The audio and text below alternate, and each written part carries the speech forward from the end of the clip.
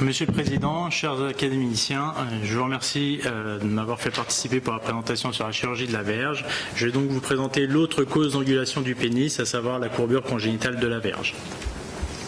Donc, en ce qui concerne sa définition, c'est la présence d'une courbure lors de l'érection qui est congénitale sans anomalie de l'urètre. Donc, il n'y a pas d'hypospade, pas d'épispade, pas d'extrophie. Il y a beaucoup de synonymes dans la littérature sur la courbure congénitale de la verge. Les principaux sont le terme d'hypospade raté ou d'hypospadisme ou d'urètre court. L'incidence de cette malformation est reportée à 0,6% en moyenne. Alors, au niveau embryonnaire, il s'agit d'une hypoplasie qui peut toucher différentes enveloppes au niveau du pénis, soit le fasciate bug, soit le dartos, soit le corps spongieux, soit le corps caverneux.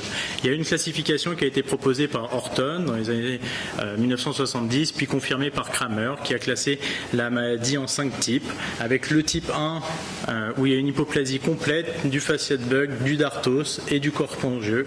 Cette malformation est très proche de l'hypospade, sauf que l'urètre reste tubulisé. Ensuite, il y a le type 2 et le type 3 où il s'agit simplement de fibrose au niveau du fasciate bug et du dartos. Il y a le type 4 où il s'agit d'une fibrose au niveau de l'albugine et des corps caverneux avec une croissance disproportionnée du corps caverneux qui va être responsable de la courbure. Et le type 5 où il s'agit d'un urètre, un corps spongieux qui est trop court.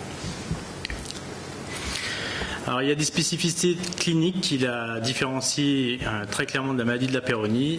Dans leur cas, la déformation est connue de longue date. Elle a souvent été mise en évidence par les parents pendant l'enfance lors des érections réflexes, puis elle est confirmée à la puberté. La courbure est très homogène, on dit en forme de banane, et le plus souvent ventrale, dans la moitié des cas environ. La courbure est en général entre 30 et 90 degrés. Ce qui est intéressant de noter dans les différentes études, c'est que ces patients-là ont souvent des verges qui sont longues et supérieures à la normale, à 2 déviations standards. Et les érections sont de bonne qualité et bien évidemment, il n'y a aucun signe de maladie de la Peyronie, donc il n'y a pas de plaque palpée, il n'y a pas de douleur en érection, il n'y a pas d'évolution de la déformation. Alors l'indication, le traitement, il n'y a que des traitements chirurgicaux qui peuvent être proposés pour corriger cette malformation. Alors les indications sont un peu variables, mais surviennent notamment s'il y a une pénétration qui est difficile, s'il y a une répercussion psychologique majeure, et on dit en général s'il y a une courbure qui est supérieure à 30 degrés, bien que ce chiffre reste variable. La question principale, c'est celui du timing de la chirurgie, avec des attitudes qui sont différentes entre les recommandations adultes et les recommandations pédiatriques. L'Association européenne d'urologie recommande d'opérer les courbures congénitales qu'à l'âge adulte. Pourquoi? Parce que le pénis continue sa croissance jusqu'à la fin de la puberté et que la déformation est complète à la fin de celle-ci. Par contre, les recommandations pédiatriques sont plutôt en faveur d'une opération assez tôt dans l'enfance, d'opérer les patients lorsqu'ils sont amenés par leurs parents en consultation. Pourquoi? Parce que c'est difficile d'avoir un développement psychosexuel normal s'il y a une anomalie des organes génitaux externes et qu'on sait qu'une correction tardive peut impacter négativement la qualité de vie sexuelle de ces patients. À l'heure actuelle, il n'y a pas de recommandations très claires, mais on estime qu'il faut corriger la courbure 6 à 12 mois avant le début des activités sexuelles. Le type de chirurgie est aussi un petit peu variable entre les chirurgies adultes et les chirurgies pédiatriques. Les cas adultes, souvent, on a des courbures congénitales de type 2, 3 ou 4, avec une courbure qui est inférieure à 90 degrés et une verge qui est longue. Et donc, les indications de chirurgie sont des indications identiques à celles des chirurgies de la Peyronie, notamment la réalisation des plicatures.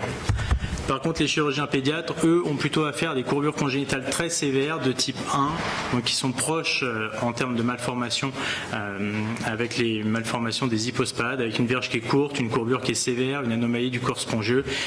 Et eux, leurs chirurgies sont plutôt des chirurgies de la concavité, donc qui vont traiter la zone atteinte par cette malformation.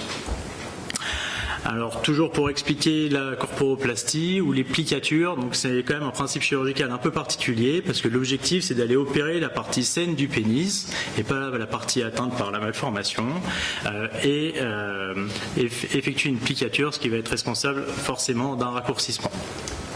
Le raccourcissement peut éventuellement être mesuré en préopératoire en mesurant la différence de longueur entre la partie courbée et la partie non atteinte par la pathologie. Donc l'intervention de référence reste l'intervention de Nesbitt pour cette malformation. Elle a été décrite dans les années 70 et on vous l'a déjà présenté. Ce qui est difficile dans cette malformation, c'est que la courbure est homogène, donc ça va être difficile d'obtenir une rigidité complète sans déformation une rectitude complète sans déformation du pénis. Une technique a été proposée par Kiluas. Je vais vous passer cette petite vidéo. Donc l'intervention, ça consiste toujours à effectuer un dégloving de la verge. Ensuite, comme la courbure est ventrale, on est obligé d'effectuer une dissection des bandelettes vasculo-nerveuses.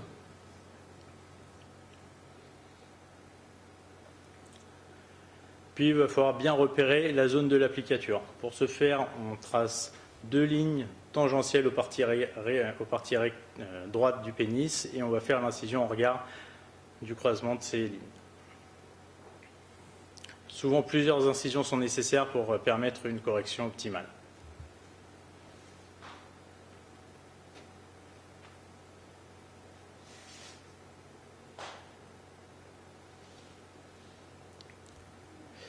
L'efficacité. L'efficacité de cette procédure est élevée. La rectitude est obtenue dans 80 à 100% des cas avec des taux de récidive qui sont relativement faibles.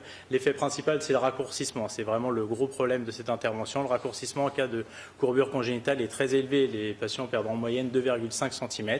Donc c'est une longueur importante. Et les complications les plus fréquentes sont les dysesthésies du gland, notamment liées au fait de la dissection des bandelettes vasculo-nerveuses, et ces dysesthésies peuvent parfois être sévères et se retrouver dans la moitié des cas dans certaines études. Le taux de dysfonction érectile est faible parce que ces patients n'ont pas d'autres comorbidités érectiles, c'est des patients jeunes sans autres maladies sous-jacentes. Donc il y a eu des modifications de la technique de Nesbitt pour effectuer des exérèses limitées de l'albuginée des corps caverneux et essayer de limiter les taux de complications, mais aucune n'a réellement fait preuve de sa supériorité. De même, il y a eu des techniques qui ont été développées sans ouverture de l'albuginée des corps caverneux, comme on a dit chez Schroeder ou le 16 DOT. Par contre, en cas de courbure congénitale, ces techniques ne sont pas recommandées parce que le taux de récidive est plus élevé qu'en cas d'intervention de Nesbitt. Alors Schreier, en 2006, a proposé une approche intéressante pour essayer de limiter le raccourcissement lié à ces chirurgies de plicature. Plutôt que d'aller opérer le côté opposé à la déformation, il va essayer d'effectuer une rotation des corps caverneux pour que la déformation soit latéralisée et donc qu'on n'obtienne pas de perte de longueur. L'inconvénient de cette procédure est une perte en largeur de la déformation. Donc pour bien expliquer cette intervention, l'objectif c'est d'essayer d'effectuer une rotation des corps caverneux, ce qui va permettre de corriger la courbure sans provoquer de raccourcissement. L'autre intérêt de cette intervention-là, c'est que les nœuds qui sont positionnés lors des interventions de plicature ne vont pas être perçus.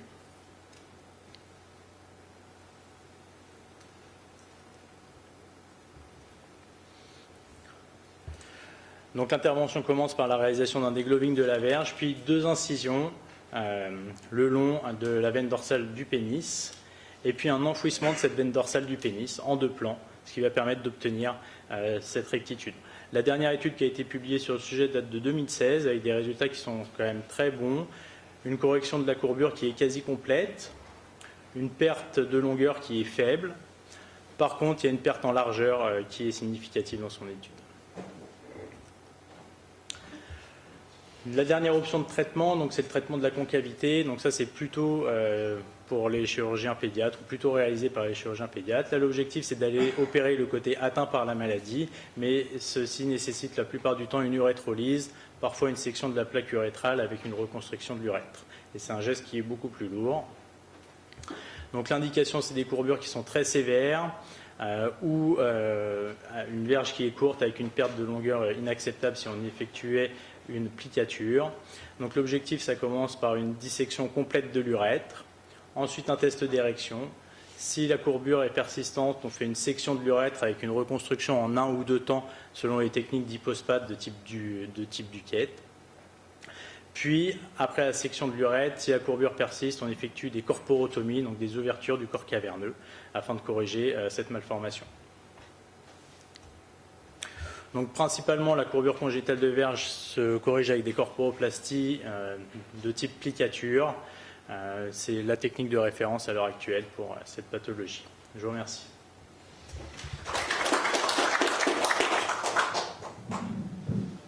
Y a-t-il des questions particulières? Oui. Bonjour, merci beaucoup pour votre exposé. Barbara Hersan, plasticienne, spécialisée dans la reconstruction des organes génitaux. J'ai une petite question. Est-ce que pour ces patients qui aient la maladie de la Peyronie ou cette courbure congénitale, on peut envisager une plastie de transposition par la suite pour améliorer, après le raccourcissement qu'ils obtiennent par votre chirurgie? Et si oui, au bout de combien de temps on peut faire ce type de chirurgie, ou est-ce que c'est pas recommandé? Alors ça c'est un thème, c'est un propos qu'on a abordé donc dans la dernière présentation. En ce qui concerne le raccourcissement, alors il faut savoir qu'il y a plutôt des matériaux qui peuvent être utilisés, type des extenseurs péniens, qu'on utilise en post-opératoire pour essayer de limiter au maximum ce raccourcissement. Il y a deux dispositifs qui ont été étudiés, à savoir le vacuum ou ce qu'on appelle l'andropénis, donc le tracteur pénien, et c'est plutôt ces dispositifs-là qu'on utilise pour essayer de limiter la perte de longueur en post-opératoire pour limiter le raccourcissement. Et si ça ne fonctionne pas, est-ce que vous envisagez potentiellement une section du ligament suspenseur? Est-ce que sur ce type de terrain de patient, on peut l'envisager? Moi, ce que je pense, c'est que la différence, c'est que là, on est dans la chirurgie fonctionnelle, on a une déformation. Puis après, il y a éventuellement un raccourcissement qui peut poser souci. Et que souvent, il y a une confusion dans la tête des patients.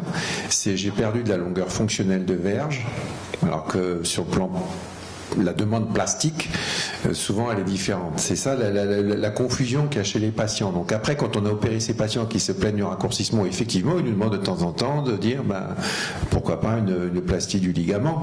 Donc à ce moment-là, on leur explique bien qu'il y a un raccourcissement des corps caverneux, qu'on peut effectivement rallonger par une plastie, la verge, mais essentiellement au repos, parce que souvent ils n'ont pas compris. Ils n'ont pas compris la longueur en érection et la longueur à l'état flaccide. Donc là, il y a vraiment une confusion chez les patients. Après, sur le cintrage, c'est-à-dire sur le problème de l'élargissement, sauf la dernière technique de Schaer, mais qui reste quand même une technique débutante pour des verges larges et qui effectivement rétrécit, on a moins le problème de la demande d'élargissement. Mais c'est une demande qui revient régulièrement. Après, elle n'est pas, entre guillemets, interdite ou quoi que ce soit, mais il faut bien que ça soit clair pour le patient de ce qu'il en attend. Puis comme toute chirurgie, il faut attendre au moins 3 ou 6 mois quand ça se fait, quoi. J'ai une dernière remarque. Pour par exemple le needling dans les plaques fibreuses qu'on fait dans le Dupuytren ou qu'on pourrait faire, qui ont été décrites aussi pour la maladie de la Peyronie, le risque c'est d'avoir encore plus de fibrose par la suite. Donc c'est ça qui est difficile. Est-ce qu'on peut pas envisager en même temps la thérapie cellulaire, donc faire ce needling puis injecter des cellules souches qui ont quand même des propriétés antifibrosantes? Ça pourrait être. Est-ce qu'il existe des essais de thérapie cellulaire dans ce domaine? Ça fait partie des pistes de réflexion pour l'avenir. Alors sur entre guillemets ce que Xavier Martin a appelé l'incision à l'aiguille, qu'on appelle le tunneling. Je vous ai parlé tout à l'heure de Xiapex là qu'on injecte. Le Xiapex a tendance à se développer avec du tunneling en même temps. C'est-à-dire qu'en même temps, on essaye de cisailler la plaque de façon mécanique et de déposer en plus de la collagénase, mais qui est un produit destructeur, qui n'est pas un produit régénérant. Voilà. Donc c'est vrai que en théorie, on aurait envie de leur proposer quelque chose de régénérant pour la suite. Pour l'instant, on n'a pas d'études suffisamment robustes, mais après, l'évidence-based médecine, ça commence toujours par des consensus d'experts, on le sait bien. Mais c'est vrai qu'on aurait envie d'aller vers cette option, de proposer des options à la fois d'incision, de Xiapex pour détruire, de peut-être autre chose ensuite pour régénérer et limiter au maximum cette chirurgie-là, parce que cette chirurgie, elle est loin d'être parfaite, comme vous l'avez vu. Merci. Oui, vous avez fait une belle présentation, mais il me semble que vous avez présenté 2 maladies très différentes. Il y a la maladie de l'adulte, qui a souvent d'ailleurs une verge assez longue et une courbure harmonieuse chez quelqu'un qui, n'ayant connu que ça, sera toujours satisfait de l'intervention, qui n'est pas très difficile. Et puis vous avez montré autre chose qui est complètement différent, qui est finalement associé à un hypospadias à minima. Et dans cette forme qui est extrêmement difficile, et c'est là où vous avez le mérite de travailler à la fois sur le pénis et sur l'urètre, parce que très souvent il faut même décrocher l'urètre l'urètre et l'allonger, car sinon, vous avez un manque d'urètre quand vous avez fait le redressement de verge. Et est-ce que c'est la même maladie vraiment? Parce que dans la forme de l'adulte long, comme ça, il n'y a aucun problème d'urètre. Oui, c'est une question très juste. Elle est soulevée. Alors c'est vrai que tout a été regroupé dans la première classification multidate, qui date des années 80. Où on a regroupé les différents types qui existaient, mais on a vraiment l'impression que c'est des maladies qui sont complètement différentes, avec les courbures entre guillemets qu'on trouve à l'âge pédiatrique où c'est vraiment très très proche des hypospades, avec une hypoplasie de toute la face ventrale, et puis les courbures entre guillemets plus modérées qui sont liées simplement à une fibrose au niveau des fascias de Buck et éventuellement du dartos, qui sont plus simples à traiter et que nous en pratique on opère. Dans la littérature de toute façon il y a encore beaucoup d'articles qui sortent d'enfants opérés de façon très précoce de courbures congénitales sévères sur le thème de cordée et c'est des séries principalement pédiatriques. Il y a une dernière série qui est sortie où ils ont fait un nouvel algorithme de prise en charge mais qui s'adresse exclusivement à ces malformations sévères de type 1. Il faudrait probablement exclure de cette terminologie. C'est vrai que vous avez raison de souligner que le problème de la longueur sur les verges longues, ça c'est le type 4, avec peu ou pas d'anomalies. Ceci dit, quand vous les examinez, très souvent, quand vous regardez le rafé médian, il y a le rafé médian souvent qui se divise, qui est un petit peu sur ce côté. Donc on voit bien que même s'il n'y a pas d'anomalie importante du spongiolurètre, il y a un petit quelque chose. Mais on se base uniquement sur les corps caverneux, quoi. C'est-à-dire qu'il y a des gradients entre simplement une petite anomalie cutanée du rafé jusqu'à une aplasie de l'urètre, où là, l'urètre est trop court, quoi. L'autre forme est une forme pratiquement hypospadiate. Ouais, c'est pour ça que le terme d'hypospade raté ou manqué est retrouvé dans la littérature régulièrement. En tout cas, merci François-Xavier, une très belle présentation qui a suscité beaucoup de discussions. Merci à l'auditoire pour avoir alimenté cette discussion. Donc, vous avez bien compris, on a quand même deux maladies. Une maladie de l'adulte dans le pôle de l'âge après 50 ans, la maladie de la Peyronie qui, on va dire, la partie émergée de l'iceberg, c'est la déformation, c'est pour ça qu'on opère, c'est pour cela que l'on est consulté.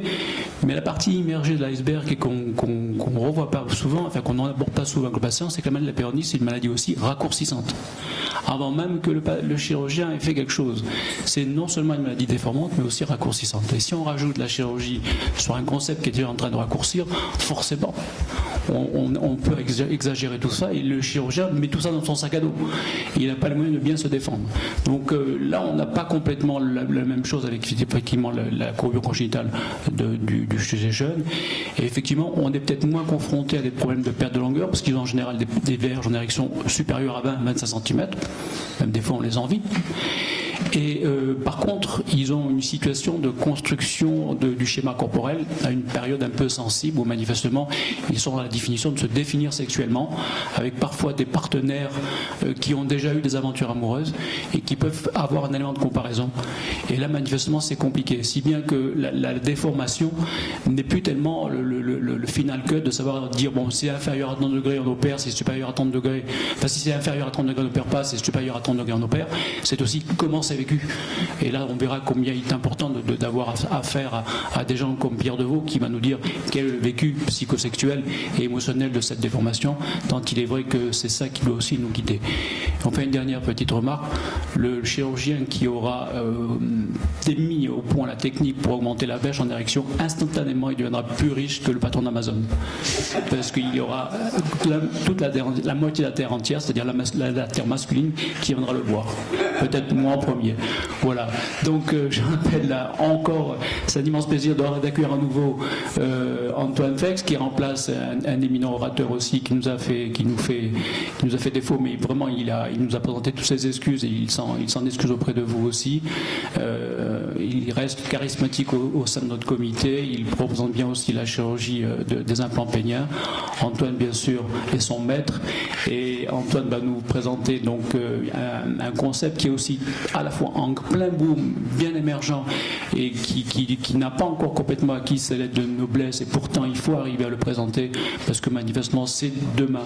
C'est pour l'individu qui souffre de dysfonction érectile réfractaire une façon d'en sortir de façon hyper élégante et très moderne et très sécure. Et je vais donc faire appel à Antoine Fex qui va nous parler donc des implants peignants, indication chirurgie.